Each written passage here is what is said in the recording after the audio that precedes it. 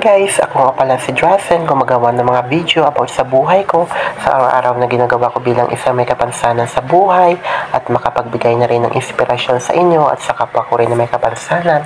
At kung na-appreciate nyo yung ginagawa ko sa video, don't forget to subscribe, like, and click the notification bell para maging updated ka sa aking mga susunod na video. Thank you and God bless to all.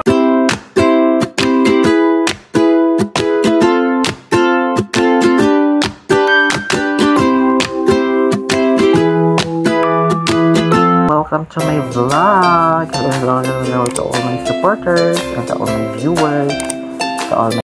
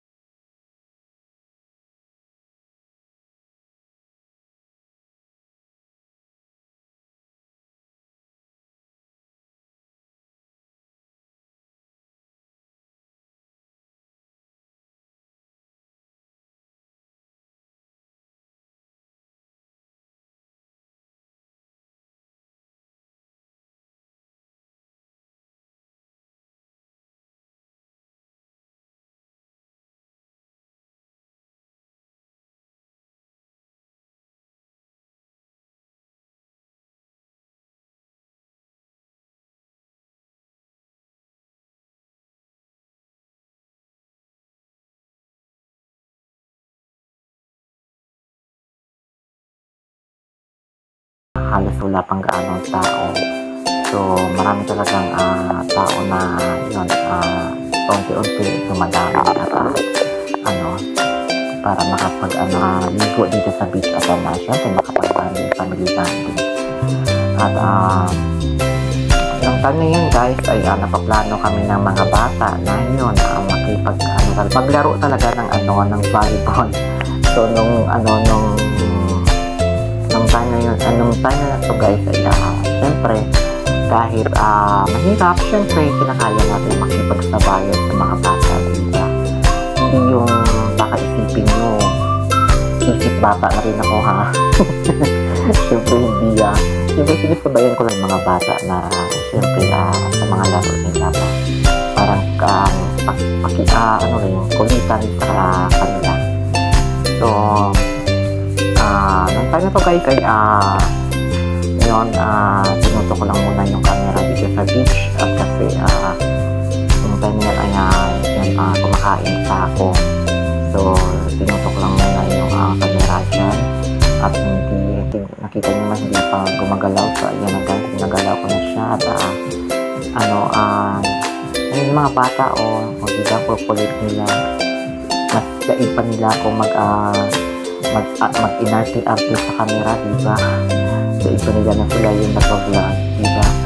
So, ayan yung view dito sa beach ng pinaliguan namin. Sabi ko naman na okay naman nakaganda ng view na. Actually guys, nakadalawang balik na kami dito sa beach na yan. Nakapag-video na kami dito. So, kasi maganda kasi yung view nila at malinis at malinaw na at tulad yung ibang beach na pinalaguan namin, ibang-iba siya talaga sa dito na binabalik-balikan namin. So, yun nga lang, kahit medyo may kamahalan, pero at least ako sumama na naman ako sa kanila, diba? Para makapag-vlog na rin, makapag-premiere, diba? Para nag-active tayo na rin sa live. So, kahit paano, kahit anong pagsabayan natin para makapag-upload lang ng ating content sa ating channel, diba? So, nung time na yan guys ay maglalaro na kami ng volleyball. Ayan, so nagpaplano kami kung sino yung sasama sa akin at sino yung kakalabanin namin, pero wala kami dyan guys. Yung basihan naman, yung basihan na namin is yung tali. Yan yung ginawa namin niya. So, sabi ko, mas bagay sa akin kasi nakaupo lang ako, mababa lang yung tali, diba? So, ayan ako guys, panggapang ako dyan sa buhangin. at syempre kahit paano makapag-banding din tayo at kumbaga mag-collect tayo ng mga happy memories, diba, sa ating pinupuntahan na lugar, diba? Hindi yung lagi na lang ay nasa bahay na lang tayo, diba, hindi tayo makapag-gala kahit paano, diba, dapat syempre may lang yung oras natin, so hindi natin alam kung kailan tayo kunin ni Lord. So syempre dapat hanggang dito tayo sa mundong ginagalawan natin ay maging masaya lang tayo lagi. At although na normal naman minsan na magkaroon tayo ng problema, pero lahat yun na syempre dapat kakayanin natin at samahan natin ng dasal at syempre maging masaya lang tayo lagi kung ano man yung ginagawa natin na kakabuti sa ating sarili, kung alam natin na kaya natin, at yung maging masaya tayo sa kapwa natin at iba yung makapagtawa lang, yung makapag-banding ka, yung kaya mo makipagsabayan sa mga normal na tao, diba, na kahit may kansanan man tayo, diba, kung mag-physical na kaayuhan yung ibahan namin sa normal na tao, at yun hindi makapag-lakad at sila syempre normal. So yung isip natin guys ay syempre pareho pa rin na kung ano yung pag-iisip na meron sila. So syempre hindi ibig sabihin na ito yung binigay sa atin ng Lord ay maging na tayo, maging negative na tayo sa buhay na pinakaharap natin. So dapat maging positive lang tayo ano man ang hamon sa buhay at huwag mawala ng pag-asa, dahil kung habang nabubuhay ka, bawat pagsubok at problema normal na dumadating minsan sa buhay mo at hindi naman ibibigay sa iyo ni Lord kung hindi mo yun kaya, diba? So lahat naman dyan siguro ay may solution naman lahat dyan, diba? So ang mahalaga ay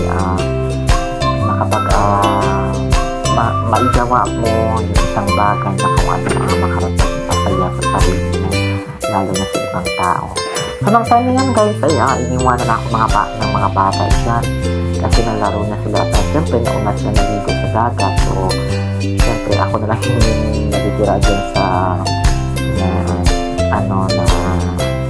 buhangin ay napakapanggapang na lang ako dyan kasi yung mga bata syempre mukhang talagang inaano talaga nila yung sarili nila. Siyempre kapag maraming bata mas lalong masaya yung pagkalaro nila. So ayan, hindi ba ko lang na-dyan muna yung sarili ko at syempre hinihintay natin na makapag-lunch tayo at syempre para makapagligo na rin tayo sa dagat. So abangan nyo tayo sa sunod na episode sa aking vlog na to sa pagligo namin sa beach at makikita nyo kung paano ako maligo sa dagat.